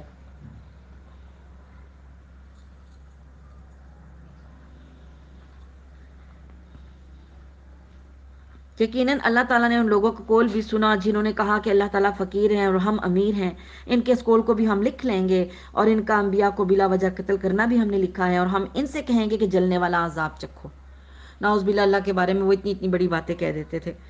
یہ تمہارے پیش کردہ مال کا بدلہ ہے، اور اللہ تعالیٰ اپنے بندوں پر ظلم کرنے والا نہیں ہے۔ یہ وہ لوگ ہیں جنہوں نے کہا کہ اللہ تعالیٰ نے ہمیں حکم دیا ہے کہ ہم کسی رسول کو نہ مانیں جب تک کہ وہ ہمارے پاس ایسی قربانی نہ لائے جسے آگ کھا جائے۔ پہلے جو زمانے میں قربانی ہوتی تھی اس کو آگ کھا جاتی تھی، جس سے پتہ چلتا تھا کہ وہ قربانی قبول ہو گئی ہے۔ تو پھر اس کا جواب اللہ تعالیٰ نے ان سے مانگا کہ اے نبی، آپ ان سے کہہ دیجئے کہ اگر تم سچے ہو تو مجھ سے پہلے تمہارے پاس جو رسول دیگر معجزوں کے ساتھ آئے تھے جیسے تم کہہ رہے ہو، تو پھر تم نے ان کو کیوں قتل کیا تھا؟ پھر بھی اگر یہ لوگ آپ کو جھٹلائیں تو آپ سے پہلے بھی بہت سے رسول جھٹلائے گئے ہیں۔ نبی کریم صلی اللہ علیہ وسلم کو تسلی دی جا رہی ہے کہ جو روشن دلیلیں، صحیفے اور منور کتاب لے کر آئے، ہر جان موت کا مزہ چکھنے والی ہے، اور قیامت کے دن تم اپنے بدلے پورے پورے دیے جاؤ گے۔ پس جو شخص آگ سے ہٹا دیا جائے اور جنت میں داخل کر دیا جائے، بے شک وہ کامیاب ہو گیا، اور دنیا کی زندگی تو صرف ایک دھوکے کی چیز ہے۔ یقیناً تمہارے مالوں جانوں سے تمہاری آزمائش کی جائے گی، اور یہ بھی یقین ہے کہ تمہیں ان لوگوں کی جو تم سے پہلے کتاب دیے گئے اور مشرکوں کی بہت سی دکھ دینے والی باتیں بھی سننی پڑیں گی۔ اگر تم صبر کر لو اور پرہیزگاری اختیار کر لو تو یقیناً یہ بہت بڑی ہمت کا کام ہے۔ ٹھیک ہے، یہ ہو نہیں سکتا کہ آپ ایمان لائیں، اللہ کے راستے پر آئیں اور پھر آپ کو کوئی تکلیف نہ آئے، آپ کو باتیں نہ سننی پڑیں۔ لیکن اس میں کیا کرنا ہے، ہمت سے کام لینا اور صبر کرنا ہے۔ اور اللہ تعالیٰ نے جب اہل کتاب سے عہد لیا کہ تم اسے سب لوگوں سے ضرور بیان کرو گے اور اسے چھپاؤ گے نہیں، تو پھر بھی ان لوگوں نے اس عہد کو اپنی پیٹھ پیچھے پھینک دیا، ڈال دیا، اور اسے بہت کم قیمت پر بیچ ڈالا۔ ان کا یہ کاروبار بہت ہی برا ہے۔ وہ لوگ اپنے کرتوتوں پر خوش ہیں اور چاہتے ہیں کہ جو انہوں نے کیا اس پر بھی ان کی تعریفیں کی جائیں۔ جو انہوں نے نہیں کیا، یعنی جو انہوں نے کام نہیں کیے، اس پہ بھی ان کو کیا چاہیے، تعریف چاہیے۔ آپ انہیں عذاب سے چھٹکارے میں نہ سمجھیے، ان کے لیے تو دردناک عذاب ہے۔ آسمانوں اور زمین کی بادشاہی اللہ ہی کے لیے ہے، اور اللہ تعالیٰ ہر چیز پر قادر ہے۔ آسمانوں اور زمین کی پیدائش میں اور رات دن کے ہیر پھیر میں یقیناً عقل مندوں کے لیے نشانیاں ہیں۔ جو اللہ تعالیٰ کا ذکر کھڑے اور بیٹھے اپنی کروٹوں پر لیٹے ہوئے کرتے ہیں، آسمان اور زمین کی پیدائش میں غور و فکر کرتے ہیں اور کہتے ہیں اے ہمارے پروردگار، تو نے یہ بے فائدہ نہیں بنایا، تو پاک ہے، پس ہمیں آگ کے عذاب سے بچا لے۔ اے ہمارے پالنے والے، تو جسے جہنم میں ڈال دے، یقیناً تو نے اسے رسوا کیا، اور ظالموں کا کوئی مددگار نہیں ہوگا۔ اے ہمارے رب، ہم نے سنا کہ منادی کرنے والا بآواز بلند ایمان کی طرف بلا رہا ہے کہ لوگوں اپنے رب پر ایمان لاؤ۔ بس ہم ایمان لائے۔ یا الہی، اب تو ہمارے گناہ معاف فرما اور ہماری برائیوں میں سے ہمیں دور کر دے، اور ہماری موت نیکوں کے ساتھ کر، اے ہمارے پالنے والے معبود، ہمیں وہ دے جس کا وعدہ تو نے ہم سے اپنے رسولوں کی زبانی کیا ہے، اور ہمیں قیامت کے دن رسوا نہ کر، یقیناً تو وعدہ خلافی نہیں کرتا۔ پس ان کے رب نے ان کی دعا قبول فرما لی کہ تم میں سے کسی کام کرنے والے کے کام کو، خواہ وہ مرد ہو خواہ وہ عورت ہو، اللہ ہرگز ضائع نہیں کرتا۔ تم آپس میں ایک دوسرے کے ہم جنس ہو، اس لیے وہ لوگ جنہوں نے ہجرت کی اور اپنے گھروں سے نکال دیے گئے، اور جنہیں میری راہ میں ایذا دی گئی، تکلیف دی گئی، اور جنہوں نے جہاد کیا، شہید کیے گئے، ہم ضرور ضرور ان کی برائیوں سے ان کو دور کر دیں گے، اور بالیقین انہیں ان کی جنتوں میں اللہ لے جائے گا جن کے نیچے نہریں بہ رہی ہیں۔ یہ ہے ثواب اللہ تعالیٰ کی طرف سے، اور اللہ تعالیٰ ہی کے پاس بہترین ثواب ہے۔ تجھے کافروں کا شہروں میں چلنا پھرنا فریب میں نہ ڈال دے، فریب میں نہ ڈال دے۔ جیسے ہم ہوتے ہیں نا کہ ہم سوچتے ہیں کہ فلاں کو تو اللہ نے بہت دے رکھا ہے، ساری مشکلیں تو ہمارے لیے ہیں، وہ دیکھو کیسے دندناتے پھر رہے ہیں۔ ہمیں بھی یہ خیال آتا ہے نا بار بار کہ حالانکہ اللہ کے نافرمان ہے، پھر بھی دیکھو اللہ نے ان کو کتنا دے رکھا ہے، اور ہم تو نمازیں بھی پڑھتے روزے بھی رکھتے ہیں، اور پھر بھی غریب کے غریب ہیں، پھر بھی محتاج ہیں۔ تو یہ چیز دھوکے میں ڈال دیتی ہے انسان کو۔ اسی چیز کے بارے میں اللہ نے کیا کہا کہ تجھے کافروں کا شہروں میں چلنا پھرنا، یعنی ان کی انجوائمنٹ، فریب میں نہ ڈال دے۔ یہ تو بہت تھوڑا ہی فائدہ ہے، اس کے بعد ان کا ٹھکانہ تو جہنم ہے، اور وہ بڑی بری جگہ ہے۔ لیکن جو لوگ اپنے رب سے ڈرتے ہیں ان کے لیے جنتیں ہیں۔ ڈر کے ظاہر ہے ہم کتنے کام ایسے ہیں جو ہمارا دل بھی کرو ہم نہیں کرتے، ٹھیک ہے، فضول خرچی منع ہے، شراب منع ہے، گانا منع ہے، ڈانس کرنا منع ہے، بے حیائی منع ہے، ٹھیک ہے۔ تو کتنی جگہوں پہ انسان کا ہوتا ہے کہ دیکھو وہ کس طرح ہر چیز میں بالکل آزاد ہے، اور ہمیں ہر چیز پہ قیدی کیا گیا ہے، لیکن اس قید کے بعد انشاءاللہ تعالی اللہ کی جانب سے جنت کا وعدہ ہے۔ وہ جنتیں کیسی ہیں کہ جن کے نیچے نہریں جاری ہیں، اور ان میں پھر وہ ہمیشہ رہیں گے، یعنی ان کو وہاں سے کوئی نکالے گا نہیں۔ کتنا ایک سیکیورٹی اور کتنا یہ ضمانت دی گئی ہے کہ وہاں ہمیشہ ان کی اپنی وہ جگہ ہوگی، نہیں نکالے جائیں گے۔ اور پھر کیا ہے، یہ مہمانی ہے اللہ کی طرف سے، اور نیک کاروں کے لیے جو کچھ اللہ کے پاس ہے وہ بہت ہی بہتر ہے۔ دیکھیں مہمان بننا ہم ساروں کو اچھا لگتا ہے، کتنا مزہ آتا ہے نا، مہمان بنتے ہیں، آگے کھانے لگتے ہیں، ہماری خدمت کی جاتی ہے، پروٹوکول ملتا ہے، رسپیکٹ ملتی ہے، مہمان بننا سب کو اچھا لگتا ہے۔ اور مہمانی اللہ کی جانب سے ہوگی تو سوچیں جنتیوں کو کیا کچھ ملے گا، انشاءاللہ وہ کچھ ملے گا جس کا ہم تصور بھی نہیں کر سکتے۔ اللہ تعالی ہمیں اپنے نیک بندوں میں شامل کر لیں، آمین۔ یقیناً اہل کتاب میں سے بعض ایسے بھی ہیں جنہیں اللہ تعالیٰ پر ایمان تو لاتے ہیں، اور تمہاری طرف جو اتارا گیا ہے ان کی جانب جو نازل ہوا ہے اس پر بھی اللہ تعالیٰ سے ڈرتے ہیں، اور اللہ تعالیٰ کی آیتوں کی تھوڑی تھوڑی قیمت پر اس کو نہیں بیچتے۔ ان کا بدلہ ان کے رب کے پاس ہے، یقیناً اللہ تعالیٰ جلد حساب لینے والا ہے۔ اے ایمان والو، تم ثابت قدم رہو اور ایک دوسرے کو تھامے رکھو، اور جہاد کے لیے تیار رہو، اللہ تعالیٰ سے ڈرتے رہو تاکہ تم مراد کو پہنچو۔ یہاں ہماری سورہ آل عمران جو ہے وہ کمپلیٹ ہوتی ہے۔ اگلی سورہ سورہ نساء ہے۔ اعوذ باللہ من الشیطان الرجیم، بسم اللہ الرحمن الرحیم۔ اے لوگو، اپنے پروردگار سے ڈرو جس نے تمہیں ایک جان سے پیدا کیا، اور اسی سے اس کی بیوی کو پیدا کر کے ان دونوں سے بہت سے مرد اور عورتیں پھیلا دیں۔ اس اللہ سے ڈرو جس کے نام پر ایک دوسرے سے مانگتے ہو، اور رشتے ناطے توڑنے سے بھی بچو، بے شک اللہ تعالیٰ تم پہ نگہبان ہے۔ ظاہر ہے اللہ تعالیٰ نے ہمیں آدم علیہ السلام اور اماں حوا سے پیدا کیا، اور اس کے بعد اللہ تعالیٰ سے ڈرنے کا حکم کہ جس کے نام پر ہم ایک دوسرے سے، ہم اللہ کے واسطے دے دے کے کام کہتے ہیں نا، اللہ کے واسطے میری بات سن لو، اللہ کے واسطے میرا یہ کام کر دو، تو جس اللہ کا واسطہ ہم دیتے ہیں اللہ تعالیٰ کہہ رہا ہے اسی اللہ سے ڈرو بھی، ٹھیک ہے۔ اور پھر دوسرا کیا حکم دیا گیا ہے کہ رشتے ناطے توڑنے سے باز آ جاؤ۔ رشتے ناطے توڑنا بہت بڑا گناہ کبیرہ ہے، اور جب اللہ تعالیٰ نے رحم کو پیدا کیا، رشتہ داری کو پیدا کیا، تو اس نے اللہ کے عرش کو تھام لیا اور کہا کہ اللہ تعالیٰ آپ نے مجھے پیدا تو کر دیا، لیکن یہ لوگ مجھے توڑیں گے، مجھے توڑ دیں گے، مجھے جوڑیں گے نہیں۔ تو اللہ تعالیٰ نے کہا کہ کیا تو اس بات پہ راضی ہے، جو تجھے توڑے گا میں اس کو توڑ دوں گا، اور جو تجھے جوڑے گا میں اس کو جوڑ دوں گا۔ اسی طرح نبی کریم صلی اللہ علیہ وآلہ وسلم نے فرمایا جو شخص اپنے رزق اور اپنی عمر میں برکت چاہتا ہے، درازی چاہتا ہے، اسے چاہیے کہ وہ رشتہ داری قائم کرے۔ پھر اس میں ایک چیز یہ آتی ہے کہ ہم تو جاتے ہیں لیکن وہ ہم سے ملنا پسند نہیں کرتے، تو ہم نے توڑ دیا ان سے رشتہ۔ تو اللہ کے رسول صلی اللہ علیہ وسلم نے کیا فرمایا، رشتہ داری جوڑنا یہ نہیں ہے کہ جو تم سے جوڑے تم اس سے جوڑو، بلکہ رشتہ داری قائم کرنا یہ جو تم سے توڑے اس سے تم جوڑو، ٹھیک ہے۔ ہم ادلے بدلے کے چکر میں رہتے ہیں، تو رشتہ داری جو ہے یہ تو اللہ کی طرف سے مقرر کردہ ہے نا۔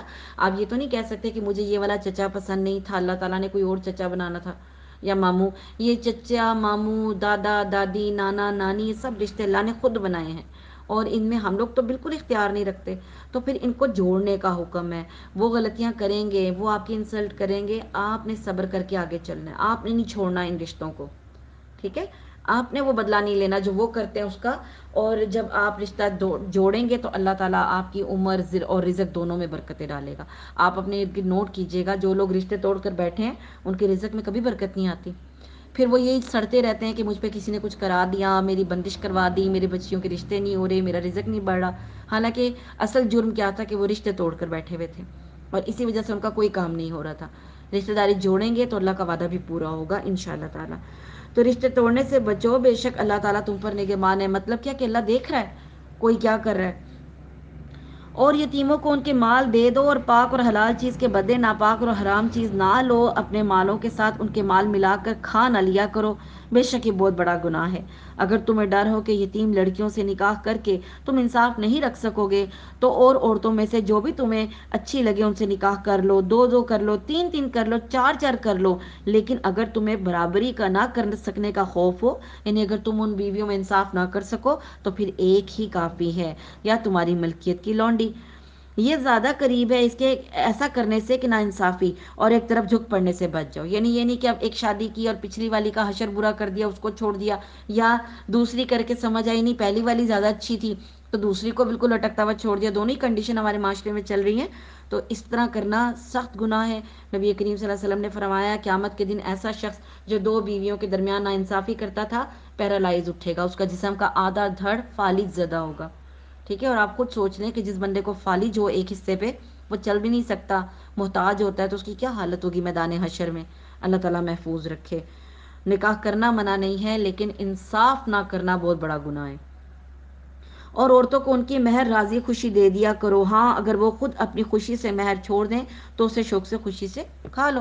اب مہر کا یہ معاملہ ہے کہ اول تو رکھا ہی نہیں جاتا 32.5 روپے، اور وہ بھی نہیں دیے جاتے، اور اگر وہ دے بھی دیے جائیں تو وہ کوئی ویلیو نہیں رکھتے. مہر کا طریقہ جو اسلام میں ہے وہ یہ ہے کہ حسب توفیق جو لڑکا ادا کر سکے، ڈیمانڈ کی جاتی ہے لڑکی والوں کی طرف سے، اور اس کو اگر لڑکا آسانی سے ادا کر سکے، نہیں تو جتنا آسانی سے ادا کر سکے اتنا مہر مقرر کیا جائے اور لڑکی کو دے دیا جائے، اس کو لٹکایا نہ جائے. یا اس نیت سے اگر نکاح کیا جائے کہ لکھ دو 50 لاکھ لکھ دو مہر، کس نے لینا کس نے دینا، تو ایسی صورت میں وہ نکاح نہیں ہوتا، باطل ہو جاتا ہے.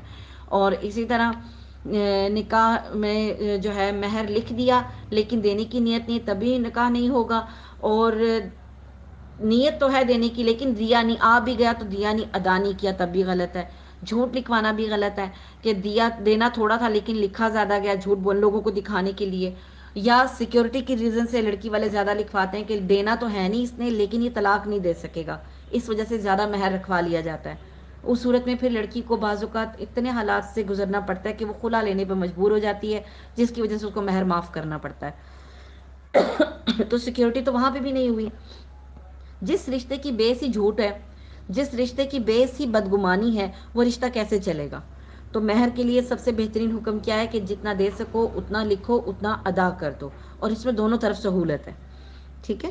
ہاں اگر عورتیں خود اپنے شوہروں کو وہ مہر واپس کر دیتی ہیں تو لے لو، اس میں کوئی حرج نہیں ہے.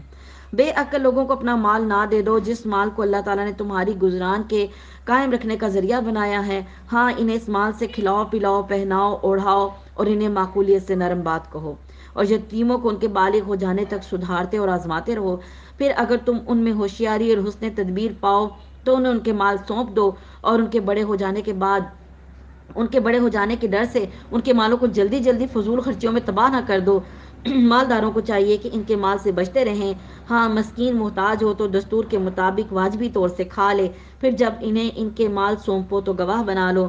دراصل حساب لینے والا اللہ تعالیٰ ہی کافی ہے. ماں باپ اور عزیز رشتہ دار کے ترکے میں مردوں کا حصہ بھی ہے اور عورتوں کا حصہ بھی ہے. جو ماں باپ اور اقارب چھوڑ مرے، خواہ وہ مال کم ہو یا زیادہ ہو، حصہ تو مقرر کیا ہوا ہے. جب تم تقسیم کے وقت قرابت دار اور یتیم اور مسکین آ جائیں تو ان سے بھی تھوڑا بہت انہیں بھی دے دو اور ان سے نرمی سے بولو.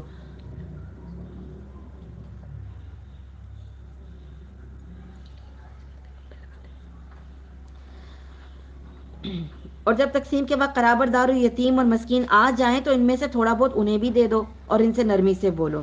اور چاہیے کہ وہ ان سے اس بات سے ڈریں کہ اگر وہ خود اپنے پیچھے ننھے منھے بچے چھوڑ جاتے جن کے ضائع ہو جانے کا اندیشہ رہتا ہے تو ان کی چاہت کیا ہوتی، پس اللہ تعالیٰ سے ڈر کر جچی تلی بات کیا کرو۔ جو لوگ ناحق ظلم سے یتیموں کا مال کھا جاتے ہیں وہ اپنے پیٹ میں آگ بھر رہے ہیں، عنقریب وہ دوزخ میں جائیں گے۔ اب ان میں یتیموں کے مال کا ہے کہ جب کوئی مر جاتا ہے شخص تو پہلی بات یہ ہے کہ اس کی مال کی تقسیم یہ اس حکم سے پہلے ہے کہ جب اللہ تعالیٰ نے حصے مقرر کر دیے تھے، بعد میں اللہ تعالیٰ نے سب کا حصہ مقرر کر دیا، لڑکے کا ایک، لڑکی کا آدھا، بیوہ کی حیثیت سے اتنا، ماں کی حیثیت سے اتنا ملے گا، یہ بعد میں احکامات ہے۔ تو اس سے پہلے صرف یہ تھا کہ سب رشتہ داروں کو دو اور ناانصافی نہ کرو، اور یہ بھی تھا کہ یتیم کا جو مال ہے اس کو جو ہے یہ سوچ کر دیکھو کہ اگر تم مر جاتے اور تمہارے چھوٹے چھوٹے بچے رہ جاتے تو تمہاری کیا خواہش ہوتی، بس وہی سلوک تم ان یتیموں کے ساتھ کرو، یعنی اچھا سلوک کرو، ٹھیک ہے۔ جو لوگ ناحق ظلم سے یتیموں کا مال کھا جاتے ہیں وہ اپنے پیٹ میں آگ ہی بھر رہے ہیں اور عنقریب وہ دوزخ میں جائیں گے۔ نبی کریم صلی اللہ علیہ وسلم نے کیا فرمایا کہ بدترین گھروں میں گھر وہ ہے جہاں یتیم کے ساتھ بدسلوکی کی جاتی ہے، اور بہترین گھروں میں گھر وہ ہے جہاں یتیم کے ساتھ اچھا سلوک کیا جاتا ہے۔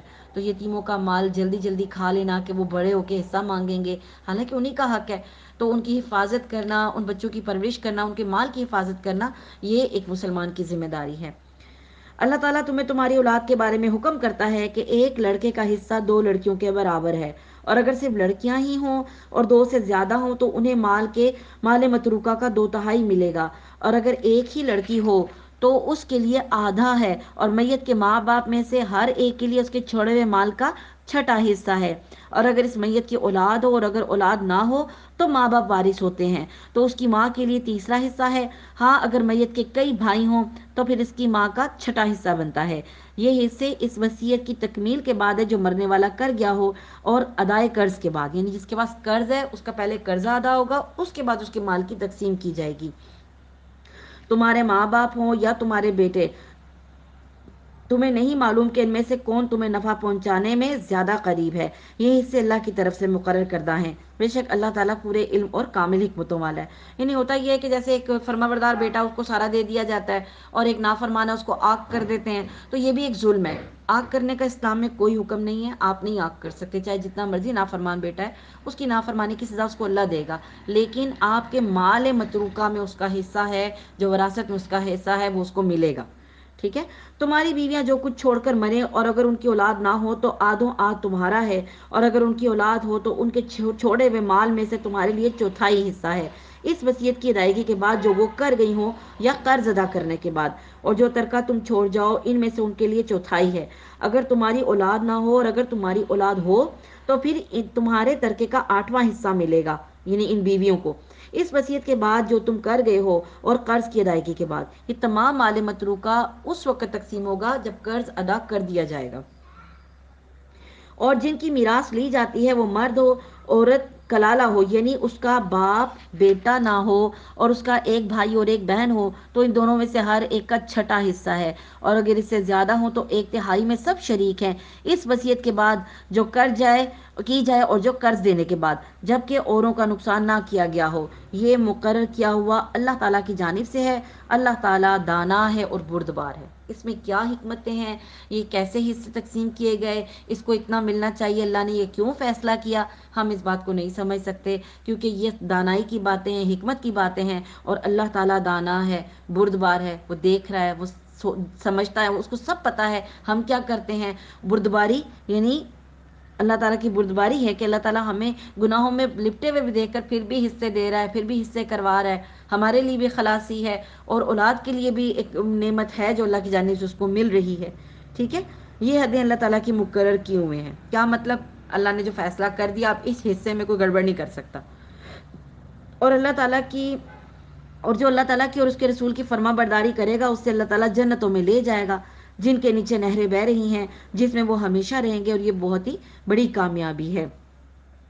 اب اس میں یہ ہوتا ہے کہ ترکے میں جو لوگ غبن کر جاتے ہیں اور حصہ کھا جاتے ہیں، جیسے بہنوں کا حصہ اکثر کھا لیا جاتا ہے، یعنی بھائی بھائی کہتے ہیں بھی تم تو اپنے گھروں کی ہو، ہم جائیداد بیچیں گے، بے گھر ہو جائیں گے تو تم ہمیں معاف کر دو، اور بہنوں کو یہ لالچ ہوتی ہے کہ ہمارا میکا سلامت رہے، چلو خیر ہے بھائیوں کے گھر بسے رہیں، تو وہ معاف کر دیتی ہیں، ٹھیک ہے۔ اس میں ایک وجہ یہ بھی ہوتی ہے کہ ان کو پتہ ہے ملنا تو ویسے بھی نہیں ہے، تو چلو معاف کر کے نمبر بنا لیں۔ ایک چیز آپ کو اللہ نے دی ہے تو اس کو کیوں معاف کرتے ہیں؟ ٹھیک ہے، اور نہ ہی بھائیوں کو یہ کہنا چاہیے کہ ہمیں معاف کر دو، یہ زیادتی ہے. ٹھیک ہے، یہ ایک طرح سے ایک بلیک میلنگ ہوتی ہے جذباتی طور پر، کہ آپ اپنی بہنوں کو پریشر ڈالتے ہیں کہ وہ آپ کو معاف کر دیں، بلکہ یہ ایسا کام ہے جو فوری طور پر خود کر دینا چاہیے، اپنے ذمہ رکھنا ہی نہیں چاہیے. پھر وراثت کا تو ایک بالشت بھی ہضم کر لینا بڑے خطرناک بات ہے. جو شخص ایک بالشت کا یعنی اس کو اس نے لے لیا، چھین لیا، یا اس پہ خیانت کر لی، دھوکہ دے دیا. ایک بالشت کے بارے میں بھی اللہ کے رسول صلی اللہ علیہ وسلم نے کیا فرمایا؟ اس کو 5 طرح کے عذاب ہوں گے قیامت کے دن. سب سے پہلے اس کے گلے میں 7 زمینوں کا توق ڈال دیا جائے گا. اسے کہا جائے گا میدان حشر کی زمین کو کھودے. اسے کہا جائے گا میدان حشر کے چکر لگاتے رہے جب تک کہ فیصلے نہیں ہو جاتے، اور اس کے بعد اللہ تعالیٰ اس کو جہنم کی آگ میں پھینک دیں گے. تو کتنی خطرناک، یعنی ایک گلے میں توق ڈالنا، پھر بھگانا، پھر زمین کھدوانا، اور پھر اس کے بعد آخر میں پھر جہنم اس کا مقدر بنے گی. تو کیا فائدہ اس دنیا کے تھوڑے سے فائدے کے لیے آپ کسی کا حق مار لیں، کسی کی وراثت مار لیں؟ یہ بہت سخت گناہ ہے. جو شخص اللہ تعالیٰ کی اور اس کے رسول کی نافرمانی کرے اور اس کی مقررہ حدوں سے آگے نکلے، اسے وہ جہنم میں ڈال دے گا جس میں وہ ہمیشہ رہے گا، اور ایسوں ہی کے لیے رسوا کن عذاب ہے. تمہاری عورتوں میں سے جو بے حیائی کا کام کریں ان پر اپنے میں سے 4 گواہ طلب کرو. اگر وہ گواہی دیں تو ان عورتوں کو گھروں میں قید رکھو یہاں تک کہ موت کی عمریں پوری کر دیں، یا اللہ تعالیٰ ان کے لیے کوئی اور راستہ نہ نکال لے. یہ زانیہ عورتوں کے بارے میں ہے. اگر وہ زنا کر بیٹھیں تو اس وقت سنسار یا کوڑوں کی سزا جاری نہیں کی گئی تھی، بعد میں آئی تھی. تو اس وقت تک ایک زانیہ عورت کی سزا یہ ہوتی تھی کہ اس کو کمرے میں بند کر دیا جاتا تھا، یہاں تک کہ جب تک وہ زندہ رہتی اسی کمرے میں رہتی تھی، موت کے وقت تک اس کو یعنی ایک عمر قید آپ سمجھ لیں دی جاتی تھی. ٹھیک ہے. تم میں سے جو 2 افراد ایسا کام کر لیں انہیں ایذا دو، اگر وہ توبہ اور اصلاح کر رہے تو ان سے منہ پھیر لو، بے شک اللہ تعالیٰ توبہ قبول کرنے والا اور رحم کرنے والا ہے. اس سے مراد زنا کی وہ سزا ہے جو بعد میں مقرر کی گئی، یعنی شادی شدہ زناکار مرد اور عورت کے لیے اور غیر شادی شدہ بدکار مرد اور عورت کے لیے 100 کوڑے کی سزا ہے. ٹھیک ہے، ایذا دینے کا یہ مطلب ہے کہ 100 کوڑے ان کو لگائے جائیں گے، اور شادی شدہ جو زانی ہوگا اس کو سنسار کر دیا جائے گا. اللہ تعالیٰ صرف انہی لوگوں کی توبہ قبول فرماتا ہے جو بوجہ نادانی کوئی برائی کر گزریں، پھر جلد اس سے باز آ جائیں اور توبہ کریں تو اللہ تعالیٰ ان کی توبہ قبول کرتا ہے. اللہ تعالیٰ بڑے علم والا اور حکمت والا ہے. ان کی توبہ نہیں جو برائیاں کرتے چلے جائیں، یہاں تک کہ جب ان میں سے کسی کے پاس موت آ جائے تو کہہ دے کہ میں نے اب توبہ کی ہے نا. ہم لوگ کیا کہتے ہیں؟ کل توبہ کر لیں گے، بس یہ کام ہو جائے پھر توبہ کر لیں گے انشاءاللہ، پھر نمازیں کل سے شروع کر دیں گے، یا بس یہ اب میری شادی ہو جائے پھر شادی کے بعد میں پردہ شروع کر دوں گی. یا لڑکا کہتا ہے کہ داڑھی رکھ لی تو رشتے نہیں ہوں گے تو میں بس شادی کے بعد داڑھی رکھ لوں گا. یہ تمام کام بغاوت کے زمرے میں آتے ہیں. پردہ نہ کرنا، داڑھی نہ رکھنا، نمازیں نہیں پڑھتے، پھر کوئی مشکل آتی ہے فٹافٹ نمازیں شروع کر دیتے ہیں، پھر چھوڑ دیتے ہیں، اور یہی ہوتا ہے کل سے شروع کریں گے. یہاں تک کیا ہوتا ہے؟ موت آ جاتی ہے. اب موت کے وقت جب فرشتے دیکھ لیے تب توبہ قبول نہیں ہوتی. تو یہ چیز ہمیں ذہن میں رکھنی ہے کہ توبہ کرنے کے لیے ہر وقت اپنی اصلاح کرنی ہے، ہر وقت توبہ کرنی ہے. یہی لوگ ہیں جن کے لیے ہم نے المناک عذاب تیار کر رکھا ہے، اور ان کی توبہ بھی قبول نہیں جو کفر پر مر جائیں. یعنی اب ظاہر ہے کل کل کرتے کرتے کرتے ایک ٹائم آتا ہے تو موت کا وقت آ گیا تو اب آپ نہ کوئی مداوع کر سکتے ہیں، نہ کوئی اصلاح کر سکتے ہیں. توبہ کے بعد کام بھی تو ٹھیک کرنا ہوتا ہے نا، موت کے وقت کیسے کریں گے؟ تو اس لیے ایسے لوگ خسارہ پانے والے ہو جاتے ہیں. ایمان والو، تمہیں حلال نہیں کہ زبردستی عورتوں کو ورثے میں لے بیٹھو. انہیں اس لیے روک کر نہ رکھو کہ تم نے انہیں دے رکھا ہے اور اس میں سے کچھ لے لو. یہ ہاں یہ اور بات ہے کہ وہ کوئی کھلی برائی اور بے حیائی کریں. یہ بھی ایک ظلم تھا عورت پر، زمانہ جاہلیت میں کیا جاتا تھا کہ اگر خاوند کو وہ عورت پسند نہ ہوتی تو اسے چھٹکارا حاصل کرنا چاہتا تو خود اس کو طلاق نہ دیتا. جس طرح ایسی صورت میں اسلام نے طلاق کی اجازت دی ہے، بلکہ اسے خوب تنگ کیا جاتا اور مجبور ہو کر وہ حق مہر یا جو کچھ خاوند نے اسے دیا ہوتا اسے خود واپس کر کے چلی جاتی.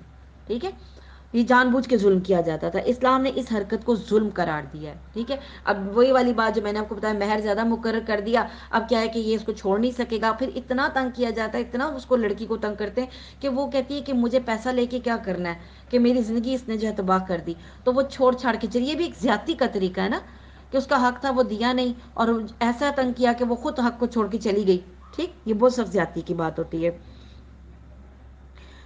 یہ اور بات ہے کہ وہ کوئی کھلی برائی اور بے حیائی کریں. ٹھیک ہے، کھلی برائی سے مراد بدکاری یا بدزمانی اور نافرمانی ہے۔ ان دونوں صورتوں میں البتہ یہ اجازت دی گئی ہے کہ خاوند اس کے ساتھ ایسا رویہ اختیار کرے کہ اس کا دیا ہوا مال یا مہر واپس کر کے خلا کرانے پر مجبور ہو جائے، جیسا کہ خلا کی صورت میں خاوند کو مہر واپس لینے کا حق ہوتا ہے۔ ٹھیک ہے، جان بوجھ کر یہ اختیار نہیں کرنا چاہیے۔ اگر خاوند کو نہیں پسند ہے، اس نے دیکھ لے بے حیائی ہے، تو خود اس کو طلاق دے دے، چھوڑ دے، اس کا مہر بھی اس کے حوالے کر دے۔ ٹھیک ہے، ان کے ساتھ اچھے طریقے سے زندگی گزارو اگر تم انہیں ناپسند کرو، لیکن بہت ممکن ہے کہ تم کسی چیز کو برا جانو اور اللہ تعالیٰ اس میں بہت بھلائی رکھی ہو۔ دیکھیں بعض عورتیں زبان کی بڑی تیز ہوتی ہیں، لیکن اگر آپ ان کے ساتھ اچھا سلوک کریں تو ہو سکتا ہے کبھی آپ کو دفاع کی ضرورت پڑے اور وہ آپ کے حق میں لڑ پڑیں۔ کوئی ایک اچھائی، اس کی برائی اس کے لیے اچھائی بھی بن سکتی ہے اگر آپ ایک اپنی بیوی کو موٹیویٹ کریں، اس کو سمجھائیں، اس کو اپریشیٹ کریں۔ ہمارے ہاں صرف طنز کیے جاتے ہیں نا، جس کی وجہ سے خواتین اپنا گھر نہیں بسا پاتی ہیں۔ ٹھیک ہے، کوئی عورت ہو سکتا ہے زبان کی تیز ہو لیکن کھانا بہت اچھا بناتی ہو، گھر کے اور کاموں میں مینجمنٹ میں بہت اچھی ہو، بچوں کی تربیت اچھا کر سکتی ہو۔ ٹھیک ہے، تو کوئی اگر ایک برائی آپ کو دکھائی دیتی ہے تو اس میں کوئی اچھائی بھی ہوگی، تو کیا حکم دیا جا رہا ہے کہ اس کی اچھائیوں کو فوکس کریں۔ سارے تو مکمل نہیں ہوتے، نہ مرد نہ عورت، نہ بیوی نہ شوہر، ہر ایک میں کوئی نہ کوئی برائی ہوتی ہے، کوئی فالٹ ہوتا ہے۔ ٹھیک ہے، اور اگر ایک بیوی کی جگہ دوسری بیوی کرنا ہی چاہو تو ان میں سے کسی کو تم نے خزانے کا خزانہ دے رکھا ہو تو بھی اس سے کچھ مت واپس لو۔ کیا تم اسے ناحق اور کھلا گناہ ہوتے ہوئے بھی لے لو گے؟ یعنی کوئی چیز دی ہے اس کو، پھر اسے واپس نہ لو۔ خود طلاق دینے کی صورت میں حق مہر واپس لینے سے نہایت سختی سے روک دیا گیا ہے۔ چاہے کتنا بھی زیادہ حق مہر ہو، واپس نہیں لے سکتے، اگر ایسا کرو گے تو یہ ظلم ہے اور کھلا گناہ ہے۔ ٹھیک ہے جی، تم اسے کیسے لے لو گے حالانکہ تم ایک دوسرے سے مل چکے ہو، ایک دوسرے نے فائدہ اٹھا لیا، اور ان عورتوں نے تم سے مضبوط عہد و پیمان لے رکھا ہے۔ ان عورتوں سے نکاح نہ کرو جن سے تمہارے باپوں نے نکاح کیا ہے۔ عرب کے معاشرے میں یہ ہوتا تھا کہ جب کسی کا والد فوت ہو جاتا تھا، ظاہر ہے 11 نکاح کیے ہوئے ہوتے تھے، ان میں نوجوان لڑکیاں بھی ہوتی تھیں۔ اب ان کو یہ ہوتا تھا اگر یہ باہر چلی گئیں تو پھر ہماری جو پراپرٹی ہے وہ بھی باہر چلی جائے گی، تو اس لالچ میں یہ کیا کرتے تھے، اپنی سوتیلی ماؤں سے بھی نکاح کر لیتے تھے۔ تو کیا کہا گیا کہ ان عورتوں سے نکاح مت کرو جن سے تمہارے باپوں نے نکاح کیا ہوا تھا، مگر جو گزر چکا، جو ہو چکا، وہ توبہ کرنے کے بعد معافی مل جائے گی۔ ٹھیک ہے، یہ بے حیائی کا کام ہے اور بغض کا سبب ہے اور بڑی بری راہ ہے۔ ٹھیک ہے، ظاہر ہے جو عورتیں آپ کی ماں کی حیثیت رکھتی ہیں، اس کو آپ دوبارہ بیوی کی حیثیت سے اگر لے کر آئیں گے اپنی زندگی میں تو اس کے دل میں بغض آئے گا نا، یہ بڑی نفرت والی بات ہے۔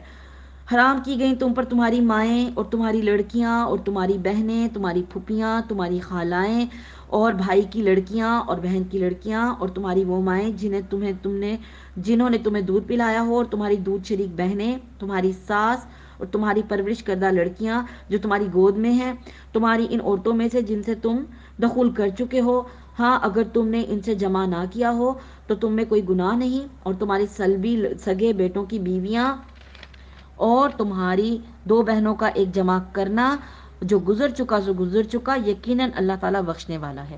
یہ وہ رشتے ہیں جو مرتے دم تک حرام رہتے ہیں۔ ٹھیک ہے، مثال کے طور پہ مائیں، کبھی بھی یعنی باپ مر گیا تو ماں آپ کے لیے، آپ ماں سے نکاح نہیں کر سکتے۔ اسی طرح بیٹیاں، اسی طرح بہنیں، ہمیشہ کے لیے یہ آپ پہ حرام ہے، یعنی آپ ان سے نکاح نہیں کر سکتے، پھوپھی سے نکاح نہیں کر سکتے، خالہ سے نہیں کر سکتے، بھتیجی سے نہیں کر سکتے، بھانجی سے نہیں کر سکتے۔ ٹھیک ہے، پھر رضائی ماؤں سے نہیں نکاح کر سکتے۔ ٹھیک، اس کے بعد ساس، کبھی بھی اس سے نکاح نہیں کر سکتے چاہے آپ کی بیوی مر گئی ہے۔ ٹھیک ہے نا، ساس اور سسر کا رشتہ بیوی کے مرنے کے بعد بھی وہی رہتا ہے، اس سے نکاح نہیں کیا جا سکتا۔ ٹھیک ہے، نہ ہی سسر اپنی بہو سے نکاح کر سکتا ہے اپنے بیٹے کے مر جانے کے بعد، یہ رشتہ رہتا ہے۔ اور تمہاری وہ بچیاں جن کو تم نے پالا ہے، ٹھیک ہے، اڈاپٹیڈ بچیاں، وہ بھی ان سے بھی نکاح نہیں کیا جا سکتا۔ اور تمہاری ان عورتوں میں سے جن سے تم دخول کر چکے ہو، یعنی بچیاں ان کی جو تمہاری بیویوں کی پہلے شوہروں کی بیٹیاں ہیں، وہ بھی کیا ہیں، بیٹیوں کی صورت میں آ گئی۔ ٹھیک، ان کو وہ بچیاں جن کو تم نے گود میں کھلایا ہے تمہاری اپنی بیٹیاں نہیں ہیں، لیکن تمہاری بیویوں کی پہلی شوہر سے بیٹیاں ہیں۔ ٹھیک، اور اگر تم نے ان سے جمع نہ کیا ہو تو تم پر کوئی گناہ نہیں۔ ہاں ایسی عورت ہے شادی کی لیکن شادی بھی رخصتی نہیں ہوئی، طلاق دے دی، تو پھر ان کی بیٹیوں سے نکاح کیا جا سکتا ہے۔ پھر سگے بیٹوں کی بیویاں یعنی بہویں، یہ بھی ساری زندگی حرام رہتی، کبھی بھی بیٹے کے مرنے کے بعد بھی سسر اپنی بہو سے نکاح نہیں کر سکتا۔ اور ایک ٹائم پہ 2 بہنوں کو نکاح میں لینا، ٹھیک ہے، یعنی کہ بیوی کی موجودگی میں سالی سے نکاح نہیں کیا جا سکتا، ہاں اس کے مرنے کے بعد کیا جا سکتا ہے۔ ہاں جو گزر چکا سو گزر چکا، یقیناً اللہ تعالیٰ بخشنے والا اور مہربان ہے۔ الحمدللہ یہاں ہمارا جو ہے چوتھا پارہ کمپلیٹ ہو گیا ہے۔ کل انشاءاللہ تعالیٰ پانچواں پارہ پڑھیں گے۔ سورہ نساء ابھی جاری ہے۔ جو کچھ ہم نے پڑھا سیکھا، اللہ تعالیٰ اس پر عمل کرنے کی توفیق عطا فرمائے، ہمیں دین کی صحیح سمجھ عطا فرمائے۔ تقبل منا انک انت السمیع العلیم۔ سبحانک رب العزت عما یصفون وسلام علی المرسلین والحمد للہ رب العالمین۔ السلام علیکم ورحمۃ اللہ وبرکاتہ۔